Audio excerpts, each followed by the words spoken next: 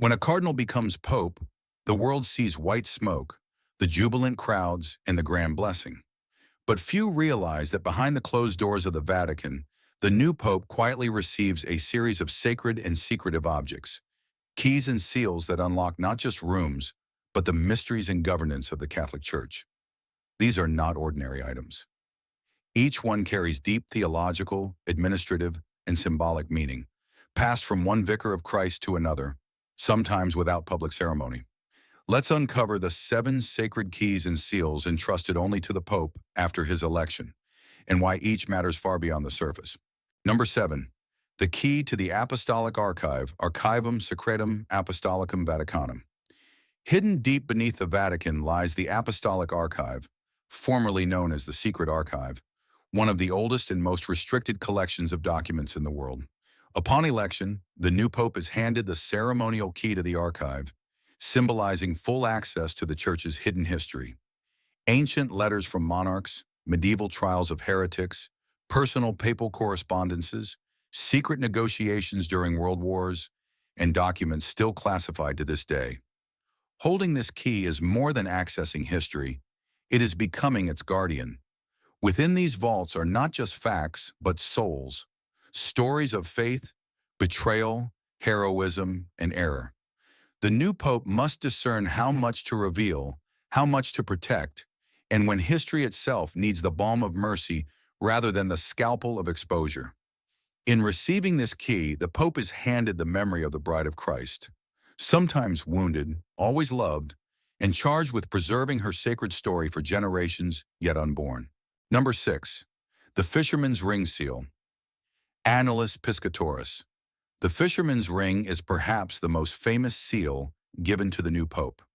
Cast with an image of St. Peter casting his net and engraved with the pope's name, this ring historically served as a personal signature, sealing official documents with the authority not of a man, but of an apostle.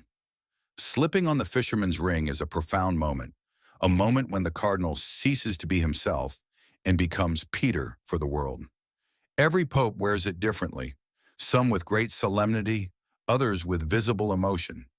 In ancient times, this ring not only sealed bulls and edicts, but also represented the pope's marriage to the Church. He was now wedded to the care of all souls entrusted to him. Upon death, the ring is smashed in a ritual act signifying the end of a mission, an irreversible gesture that underlines the personal, non-transferable nature of the office. To wear the fisherman's ring is to accept a lifetime of spiritual fatherhood, a burden as heavy as the cross itself. Number 5. The seal of the Apostolic Chancery, Bulla. Once the new pope is installed, he receives the bulla, the great lead seal historically used to authenticate papal bulls, the most solemn and important papal decrees. In medieval Europe, a papal bull sealed with a bulla could alter the course of empires, excommunicating kings, endorsing crusades, establishing universities, and defining dogma. The bulla is more than a seal. It is a living testament that when Peter speaks in unity with the Church, he shapes not only religious history, but the fate of civilizations. Receiving the bulla is a reminder to the new pope that every word he signs, every document he endorses, echoes far beyond Rome's walls. It will be studied by scholars, judged by saints, and weighed on the scales of eternity. To wield the bulla is to handle a fire that can illuminate or scorch the vineyard of the Lord. Number 4. The keys to the papal apartments and private chapels. Symbolic and physical, the keys to the apostolic palace and private papal spaces mark a profound transition. These spaces, including the Pauline Chapel, the Red Room of Benedictions, and the private papal sacristy, are saturated with sacred history. They have witnessed coronations, whispered prayers of dying popes, lonely vigils in times of schism, and the birth of great encyclicals. By accepting these keys, the Pope inherits not just a home, but a battlefield of the soul. Every room demands a new yes to Christ. Every window that overlooks St. Peter's Square offers a daily reminder, feed my sheep. Every creaking floorboard, every flicker of candlelight in the old walls connects him to a lineage that includes heroes, martyrs, and sinners, all called to the same impossible office. The keys he holds open doors, but they also lock him into a destiny not chosen lightly. Number 3. The key to the treasury of St. Peter, Tesoro di San Pietro. The treasury of St. Peter houses not only priceless artifacts, but priceless acts of devotion.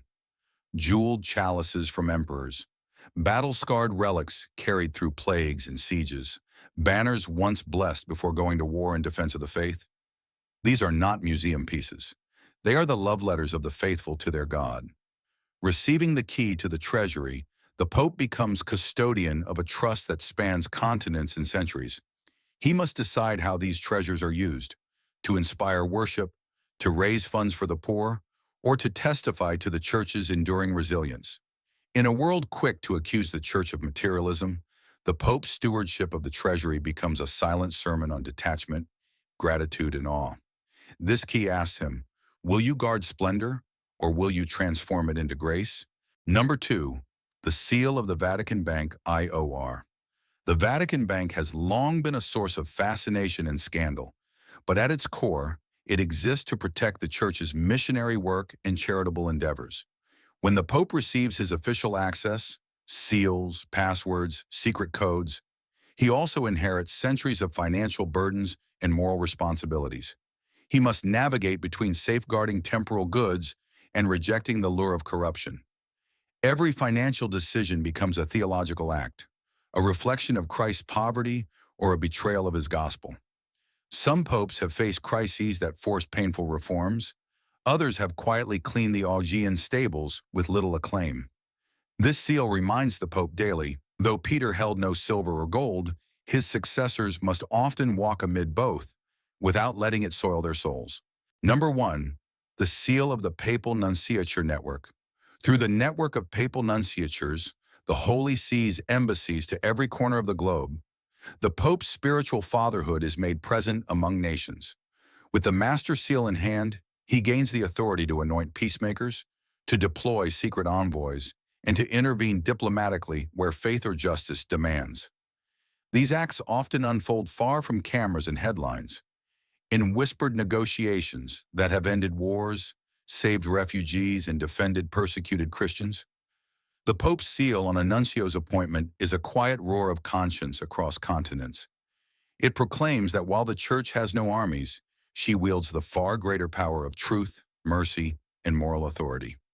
Holding this seal, the Pope becomes not only the Bishop of Rome, but a voice for the voiceless across a divided world.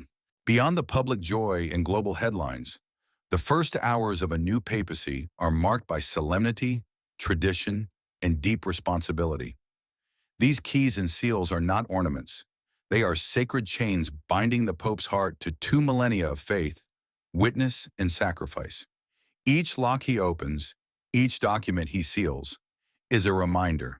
He is not a celebrity. He is a servant, a successor, and a living link between heaven and earth. Behind every door he opens, every ring he wears, and every decree he seals, lies a reality far more profound than fame. The burden of Peter, the legacy of Christ, and the hope of all the faithful. In a world hungry for spectacle, these quiet, hidden acts reveal the true splendor of the Church, not in gold, but in fidelity, not in applause, but in silent obedience. Which of these sacred keys or seals surprised you the most? Share your thoughts in the comments and subscribe for more sacred insights into the hidden life of the Catholic Church.